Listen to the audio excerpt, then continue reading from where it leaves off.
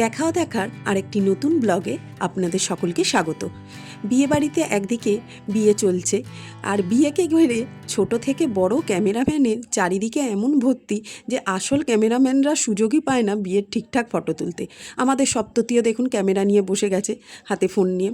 তো পাশেই আবার জিলিপি দেখতে পেয়ে মনটা আর ঠিক রাখতে পারলো না, চলে গেল জিলিপি খেতে। কারণ মিষ্টিটা ওর খুবই পছন্দের একটা খাবার, তাই আগে চলে গেল জিলিপি খেতে। নিচে থেকে এবারে সোজা চলে গেলাম একদম উপরে। উপরে গিয়েও দেখলাম অনেক রকম খাবারের স্টল আছে। ফুচকাও ছিল, পকোড়া ছিল, ফিশ বল, ফিশ ফিঙ্গার, এভাবে বিভিন্ন রকম আরও কিছু খাবার ছিল। তো আমি নিয়ে নিলাম একদম চিকেন পকোড়া, কারণ আমার ওটা খুবই ফেভারিট। যেহেতু মাছ খাই না, আমাকে ওটাই খেতে হবে। আর সপ্ততে নিয়ে নিল এদিকে ফ্রেঞ্চ ফ্রাইজ, যেহেতু ওটাই ওর পছন্দ, খুব আমেজ করে খাচ্ছে।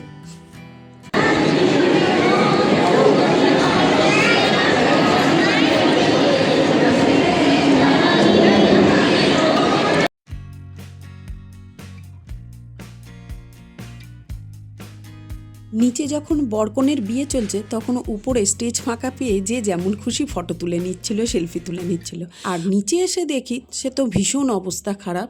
টেবিল ধরে চারিদিকে লোক যেভাবে দাঁড়িয়ে আছে, বসে খাওয়ার মতো উপায় একদমই নেই।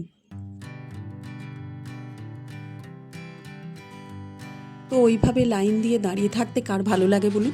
চলে এলাম বাইরে, একটু বেশ হাওয়া ছিল, ফাঁকা ছিল, ভালো লাগছিল। ওই ভিড়ের মধ্যে বড্ড কষ্ট হচ্ছিল। এভাবে কি খাওয়া সম্ভব? তো এবার আস্তে আস্তে মনে হলো বাইরে এসে যে লোকজন এবার কমছে, আশা করা যায় হয়তো এবার বুঝতে পাবো। তো দেখা যাক কি হয়, এর জন্য অপেক্ষা করতে হবে পরের ব্লগের জন্য। আপাতত আজকের মতো টাটা, সকলে সুস্থ থাকবেন, ভালো থাকবেন।